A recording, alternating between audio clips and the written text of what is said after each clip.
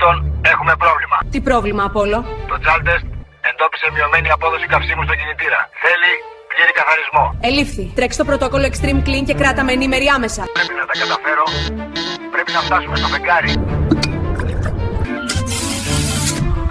Houston, δεν έχουμε ρεύμα. Περιμένω να τελειώσει ο καθαρισμός. Σοκ στην NASA, καθώς το Απόλλω έχει ξεμείνει στο διάστημα λόγω κακής συντήρησης του συστήματος πετρελαίου. Περιμένουμε με αγωνία να δούμε πώς θα εξελιχθεί. Σε παρακαλώ, Θεή μου, κάνε το να του σώσει το Extreme Clean για την ανθρωπότητα. Σώθηκε η αποστολή του Απόλλω από το πρωτόκολλο Extreme Clean. Επόμενη στάση, η Σελήνη. Extreme Clean. Ακόμα και στο διάστημα σου κάνει το κύκλωμα πετρελαίου λαμπίκο.